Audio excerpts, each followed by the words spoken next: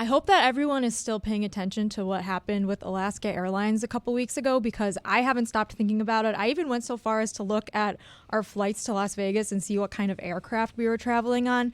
And it seems like the public should be asking more questions. And instead, I'm going on Wall Street Bets this week, Dan, and I see someone asking this question, which is it insider trading if I bought Boeing puts while I'm inside the wrecked airplane?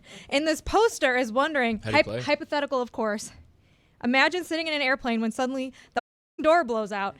Now, while everyone else is screaming and grasping for air, you instead turn on your noise-canceling headphones and ignore the crying baby next to you. Calmly open your Robinhood app or whatever broker you prefer and load up on Boeing puts. There's no way the market could have already priced that in. It's literally just happening. Would that be considered insider trading? I mean, you are literally inside of the wreck of an airplane. It's not a bad question, but it's the wrong question. It's a pretty Dan. bad question, and it is the wrong question. It is a bad question and the wrong question. Tony, what are you talking about? It's not a bad question. First off, you should never have posed the question, because then other people can get on the same thing. You want to be first and only in that put spot. But you're on an airplane in midair. You're 30,000 feet above. It's like 16,000 What else am I going to feet is do? what I read. How can I save myself? What else could I possibly be doing at that time other than making my family a lot of money? Making sure the screaming baby has his little oxygen mask on. I have to put mine on first before I can do anything else. First, yeah. So, Billy, you are failing at not making faces anymore. You're making faces even though you don't have a microphone in front of you. I don't know. I need to stop breathing, I guess. There's a reason that you're making faces. First of all, if you're on a plane that's crashing, there's nothing that you can actually do. Like, let's be real. So you might as well do stock for whatever you're going to do. Like, if you go like this, you're not going to save yourself. If you're going to die in a plane crash, you're going to die in a plane crash. Put it on the poll, please, Juju, at LeBatard Show. If you're going to die on a plane crash, should you go ahead and do the insider trading? I don't think it's inside. I mean, you are inside the plane, but I don't think you have knowledge from the company that people aren't privy. Although I guess maybe it depends if you're the person that unscrewed the bolt, I think, because then maybe you would have a little I would love to see the judge prosecute the person that survived a plane crash for insider trading. Papi, it's good to see you and have you around again. You haven't shut up about the spread since you got here. Have you been enjoying? We lost you for an hour. We misplaced you for an hour. Is it because you've consumed a bunch of pastelitos? I stay close to that spread. I'm telling you, that's the best thing that ever happened to your show. That spread. And he's not talking about against the spread. No, he's for the spread. But Tony came rushing in when he heard that Papi was here because he wants to play Refran Del Dia with him. Have you missed that? Have you missed that segment? Yeah, I guess I do, but I saw Tony busy by the buffet line there. He had a big Cuban sandwich there. He did see you, Tony. You got the cookie, too. The cookie's yeah, excellent. Cookie, too. That's right. All right, let's cue the music here so that we could play Refran Del Dia con Papi, por favor.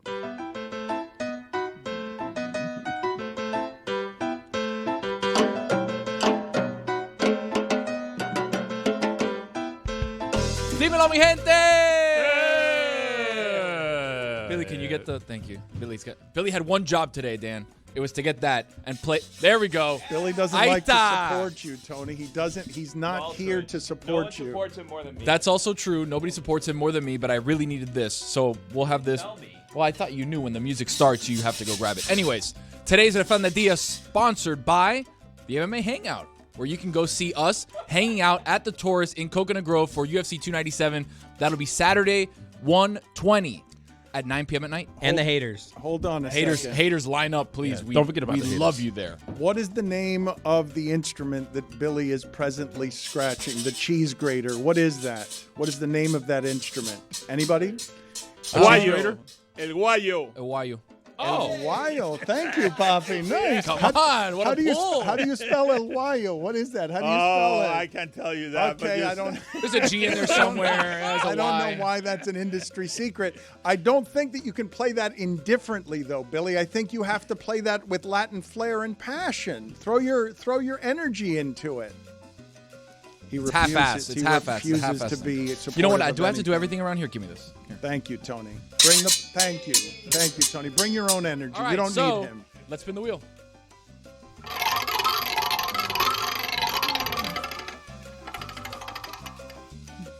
Oh! What did it land on? What is the what is One the, of my favorite sayings that my mom would say to me all the time, and Papi has for sure said this to anybody that would listen when they were doing something that was just getting on his nerves. And today's Refran Del Dia is "Comiste una cotorra." Oh, I love that. You ate the big parakeet. You ate a big parakeet is the literal translation by my father. You ate a parrot. Okay, parakeet. Not a parakeet, a big one. Yes, a parrot. A parakeet big is one, a big one. And why, Papi, why would you say that? Under what conditions? Well, I mean, when you are pressed because you are talking a lot, you said that. You know, boy, I tell you what, a cotorrón you gave me. No? I don't know. I don't know. I'm asking. You're our experts. Cotorra, when I've heard you and Mom use that in Spanish growing up, it was always somebody who was, talking a lot, somebody gossiping a lot, somebody who was talking excessively. I've not heard the phrase, though, to eat a giant parrot. That's not something, I've not heard that. Well, that's a translation, word by word. And I don't know if it makes any sense. But it doesn't make It's sense. a polite way to tell someone they're talking way Oye, too comiste much. una cotorra hoy. Yeah. Estás Oye, hablando ¿qué mucho, comiste para el demasiado. lunch? Un cotorra. Una cotorra. Exactly like that. That's how it goes, yeah. That's right. Comiste una cotorra. You ate you talk a lot. Sometimes you eat a payaso also. A payaso. Well, I don't know, a payaso. A clown. A clown, you don't know about that one? That one. You ate the payaso. I don't know about the payaso, but that's okay. Why are we eating clowns and parrots in our homeland's language? Well, because that's the tradition. Okay. You know, Cuban people, they eat a lot. I mean, not they eat. Well, they also eat a lot, but they talk a lot. That's true. And the thing is, obviously, the parrot is a talking bird. And sometimes when parrots get on a roll, it's like, oye, yeah, you're una cotorra. Stop it. That's right. It does sound a lot better than "please shut the fuck up." Yeah. Oh, that would be Cállate por la Okay. pinga. But that's a different one. I don't want to get into that one. Yeah, don't get into that one, Papi. Jeremy can be accused of. Who, Jeremy? Thanks. Hey, Papi. That's me. The NBA guy. Yeah, I see you. the NBA I see you. That's Every me, game, hey. you're right there, hanging in there, tough. Yeah. El señor Taché. That's You right. got it. El señor Una cotorra. Taché. right. Thank you, Papi. It was nice seeing you again. It was Likewise. nice. It was nice having you around. Te queremos. Bueno, same here. I gotta go back to the buffet now. Okay. Me I'll too, see me you. too. I'll meet you out there. The thing you really What's love. there all for go. lunch? I'm Papi, on what's that. there for lunch today? What's out there? Let's all of us go. Yeah. Okay. Crazy. Mike, I've actually been rewatching The Good Place recently, and first of all, it's like really a perfect show. Well done. But Thank you. Second of all, I can't help but laugh where at the end of each episode, I'm feeling all warm and fuzzy inside, and I'm blown away by the ethics of everything. And then the title sequence comes back up, and it says The Good Place, created by Michael Schur. And then I laugh to myself because I think about you sending profanity-laced texts about Jimmy Butler, and I juxtapose that with the show, and it's just truly a wonderful experience for me every single time. Listen, I'm not perfect. I've got my flaws just like everybody else. And my main flaw is hatred for the Miami Heat. It's amazing. Mike, I just want to tell you, I think you did such a great job in Parks and Rec also. Sometimes at night I just watch it and I think, wow, All right. Thanks, Mike Schur Billy. is so Man. perfect in every way. I'm going to name my cat after him. I did. All right. Super annoying. Roy, did you all like, of Bro- you. did you all like of Brooklyn you. Nine-Nine? All of you really annoying. I really like The Office. Fanboying on Mike Nine-Nine. Schur. Let's go ahead and get Wasn't started here. Mike Schur with us, Metal Arc intern. You guys can stop with all the fanboying. I'd appreciate it. I have a number of different questions, and I want to get to a stat of the day in a second. Mike, thank you for joining us. Lorne Michaels says that Tina Fey could easily take his place as executive producer of Saturday Night Live when and if he ever retires. I believe he will be in the chair 17 years after his death. But you tell me, as somebody, Billy, still laughing at how... Well, that's because my cat is named Mose. So it's because it's genuinely a true thing. all right, that go you sit said. in the It's not penalty box. Go me? sit in the penalty box. All He right. just explained, I'm actually flustered. Legitimately now. flustered. Yes, I feel go- like that whole story from Jeremy was just to tell people that Mike Schur texts him Yeah, sometimes. just little get bit. out. Just get out. He te texts co- me too. Te comiste una cotorra. Can you please help me, understand Lorne Michaels and the succession plan? Obviously, Tina Fey could replace him. You're uniquely qualified as someone who came up through, you were in your early 20s with Adam McKay writing on Saturday Night Live. What do you make of Lorne Michaels saying Tina Fey can replace him? This is like a real Saban situation, right? It's like the person did the job better than anyone's ever done it or could do it. And now the person who replaces him, if and when he ever leaves, is going to be under an enormous amount of pressure. You know, Tina's amazing. Tina's incredible. There's very few people in the world who have her talent level in like 50 different ways: acting, writing, producing, comedy in general. So it doesn't surprise me that he said that. I mean, that's been long speculated, as you know, there aren't that many people who can take over that chair. She's certainly one of them.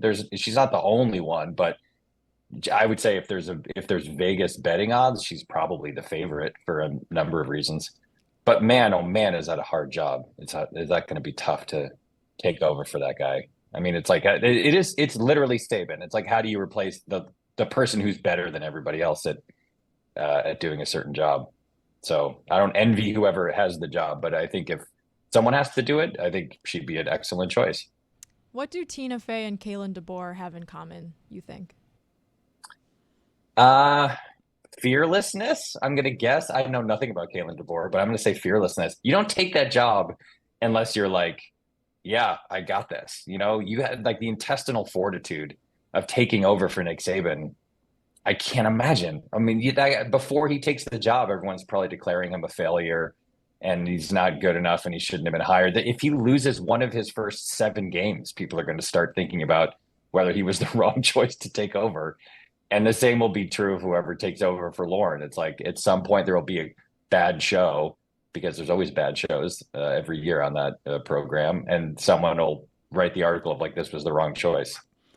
Was that a good answer? I feel like that was a good answer for like a bad faith question. It was a terrible question, because I was going to compare it to Nick Saban, and then you already had done that in your answer towards the end of your answer. So I wanted to do a follow-up that wasn't as good. Can you explain to me, please, if you think it is a good job? Because you just said it's a tough job, and I think you said it's a bad spot, but that shows in a diminished state. I don't mean this as disparagement. I mean it's sort of matter of fact. And television is in a diminished state. And so that job, never mind Tina Fey, anybody, does it feel like it's the same job once he leaves it? Well, it's the same show, you know. I mean, look, there aren't that many names that ring out the way that the name Saturday Night Live rings out through the TV landscape. It's a legendary program. It still has a place in the culture. And like everything else, I used to joke all the time. I may have said this on the show before, and I apologize, but if you ask anyone what the best cast of SNL is, they will name the cast that was on the show when they were between 12 and 15 years old, because it's like a thing that introduces people to comedy at the moment that they're forming their comedic personalities or voices. And it's transgressive, and you stay up late and you stay up until 1 a.m. to watch the show, and you fall in love with certain cast members, and you like it, you know. I was there for 7 years, 6.5, 7 years. And over that time, when I first joined it, the press was like, this show sucks now, this show should die. And then Will Ferrell started doing Bush and Daryl Hammond started doing Gore. And it was like, this show's amazing. This is incredible. This show's the best show on TV. And then a couple of years after that, it was like, this show sucks now. This show should go away. And the show has rides that wave, that sine wave, up and down over the years, in and out. Like there are periods of time where people declare it's the best thing on TV, the most vital thing on TV. And then there are periods of time when everyone hates it. And that's just, Lorne used to joke that on his tombstone, it should say, "Here lies Lorne Michaels." And then in quotes, "It was a little uneven," because that's how people have referred to the show since the beginning, since 1975. So, you know, the person who takes over for him is going to face the same thing. There are going to be moments, periods of time where everyone loves it, periods of time where everyone hates it. There's nothing you can do about that. That's the nature of the beast. It's a big, rambling mess of a variety show, and that's sort of by design. David Chase, creator of The Sopranos, and I don't know if you saw this, says the golden age of television is over. He has said that's at least in part because of streaming, but he also is saying that everything has been dumbed down. Did you see that? Do you agree with that? I did not see that. I mean, we've heard that before too. Like people say that all the time. When I left SNL and went to LA, people were saying the sitcom is dead, because there had been a dearth of great sitcoms for the past few years, and then there was a revival, like the Office and 30 Rock and Modern Family, and suddenly people were like, the sitcom's back. And it just, again, these things go in waves. No one really knows what the long-term effect of streaming will be, but as you have talked about on this very show, these streamers are now talking about bundling themselves, and like kind of everybody's selling ads again, which means that the old cable model might be kind of weirdly coming back into favor. What does that mean for sitcoms? No one knows. What does that mean for dramas? No one knows. It's just, it's silly to ever say like, oh, TV is dead.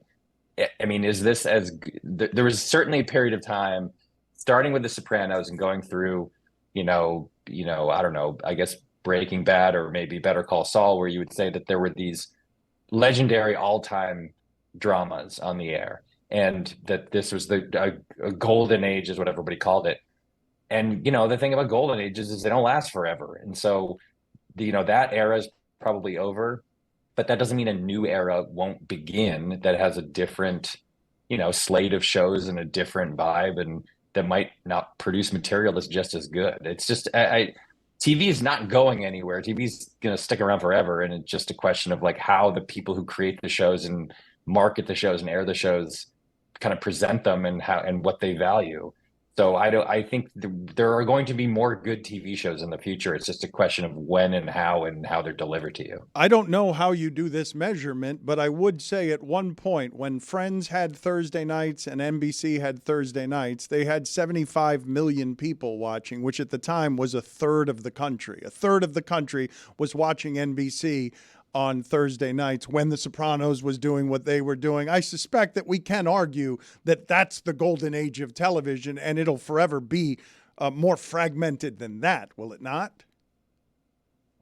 Yeah, but then, go back another 20 years and look at the finale of MASH was over 100 million people, and the Beatles on Ed Sullivan was whatever it was. Like, I don't know that that's the measurement that you want to use, because the way people consume entertainment changes over time.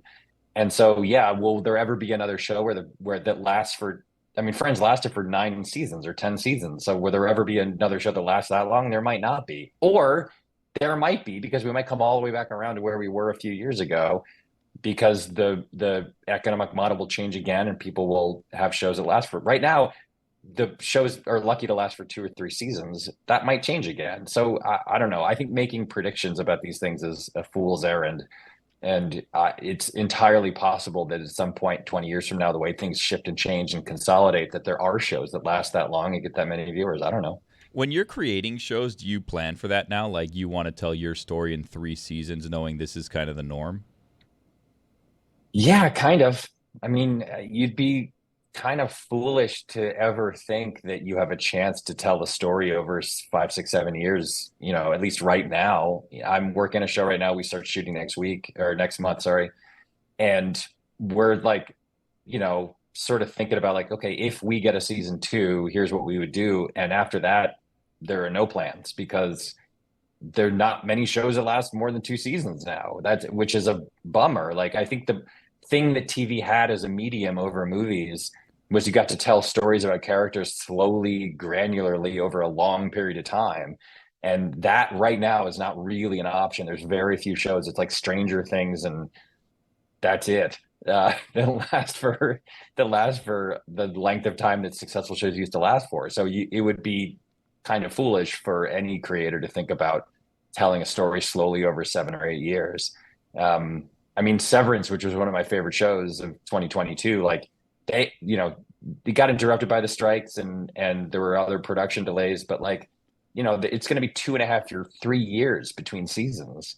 That's not a sustainable model either. You can't wait 2 or 3 years between seasons, because then a 5-year show covers 15 years of people's lives. Like that's not viable. So yeah, that is a big consideration now, is that you just don't have the same amount of time you used to have. And with that, is syndication even a goal now? Syndication doesn't really exist. Like syndication was, when I was a kid, you at 7 and 7:30 on channel 9 or channel 11 or whatever, like they would show reruns of popular sitcoms like that. That exists a little bit, but now syndication has just been replaced by the streamers. So like if you make a season of a show, and then that show is either made for Amazon or Netflix or Hulu, or they're the ones who buy it and show it. So those reruns that used to be what syndication did, spread the show around all these different markets in reruns. That's been almost entirely replaced. So that it's not, and the reason that you wanted to make 100 episodes of something was because syndication required 100 episodes, because they wanted to run 5 nights a week, and they wanted a minimum of 20 weeks of shows. So that's 100 episodes. So that's why that was the magic number, because if to buy a show to air in reruns, those channels wanted 100 episodes as a way to not have to rerun the same episode twice within 20 weeks. But that doesn't exist anymore. So 100 doesn't really mean anything, and no one gets there anyway. And so syndication has been replaced by just, you sell your show to Netflix or Hulu or whatever streamer you sell it to or make it for. And that's how people see the shows now, is they just subscribe to those streaming systems. So it's a completely different world. It just doesn't bear any resemblance to the world I began in or grew up in. And you just have to roll with it, Who's the person? Can we talk about Connor Stalions, though? Wait, hold on. I have a question about Charmed. Who's the person that's making all the Charmed money? Because Charmed has been on TNT every morning for the past 40 years. And like every time that you fall asleep watching an NBA game and then you wake up, Charmed is on. So who is it that is cashing in on all this Charmed money? Well, the creators and executive producers of Charmed, who I can't name off the top of my head. When you make a show, there are points, which are just, each point is 1% of the total profit. And usually the 65 of those points are owned by the studio that makes the show, and 35 of them are owned by some combination of the creator, sometimes the actors if they're big stars, sometimes the executive producers, and then those people divvy up all the profits. So TNT clearly bought Charmed for a certain amount of money. If that money put the show into profit, then 1% of that profit is going to each of the people who has one of those points. We'll bring you back to talk Stalions, but let's do a quick stat of the day here. Start of the day, it is the start of the day. Start of the day, it is the start of the day. Start of the day, it is the start of the day.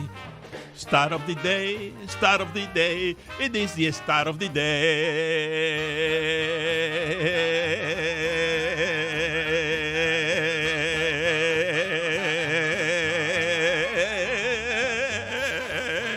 I'm still feeling legitimately embarrassed, by the way. Go ahead, Schur. Papi was in the studio. You could have had him sing it live. Can we have him sing it live one day? That was live. He doesn't really want to be around us, it seems like. Just the spread. He wanted the pastelitos, and he fled the premises. Like, it didn't seem like he was happy here. It seemed like it brought back post-traumatic stress disorder. PTSD. I respect that. I admire that. Here's your quick stat of the day. It's a Tony Gwynn stat. It's from Codified Baseball. Tony Gwynn's career batting average, 338. Tony Gwynn's career batting average against Cy Young Award winners, 339. That's wacky. That is an excellent stat. My guess is that you could fill up an entire podcast just with Tony Gwynn stats. He's got like 50 of the most amazing stats. That guy was incredible. I love that guy so much. Can I talk about the charity thing that Joe Posnanski and I are doing? Well, currently? you'd have 30 seconds to do that. So let's bring you back to talk about that and Connor Stalions and Connor Stalions. Okay, great. And what you're doing on the podcast and Bill Belichick and Better Call Saul, because I want to know if you're as outraged as the rest of us are that Odenkirk has never won anything and that Better Call Saul has never won anything at the Emmys, even though you think award shows are stupid. This is going to be a packed segment. It is. I mean, I thought we had enough time with the 15 minutes that we just did, but evidently not. Let's see if we can embarrass Jeremy some more.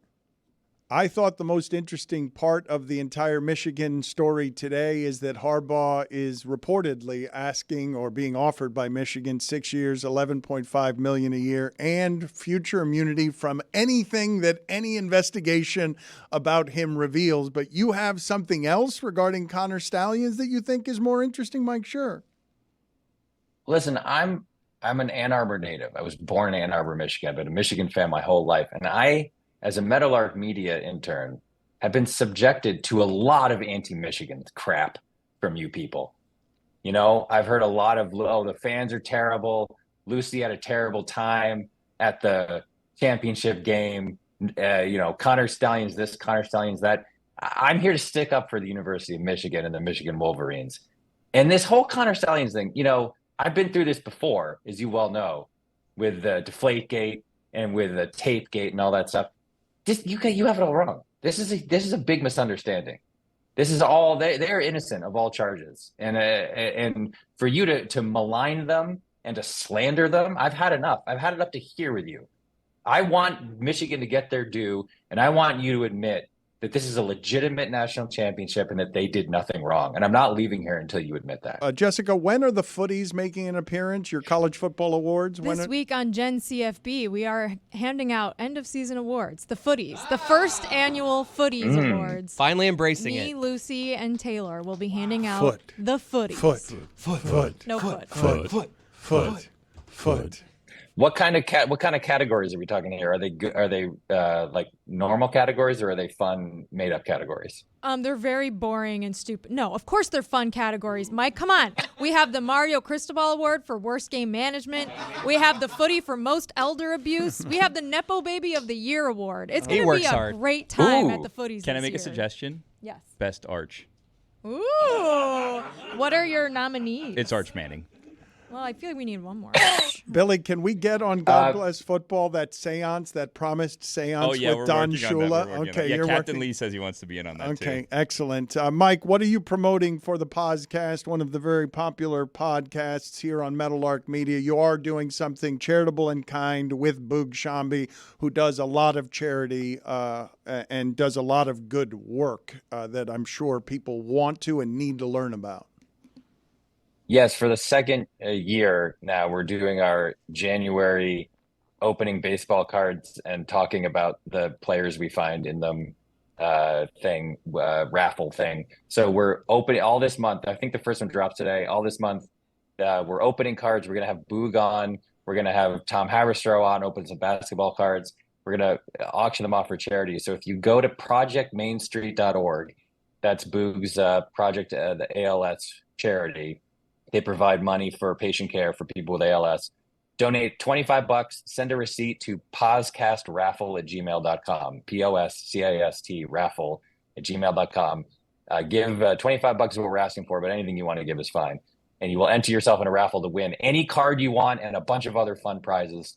And all the money will go to Project Main Street. So it's Project Main ST, abbreviation for street.org. Go give money and listen to the podcast and pick your card.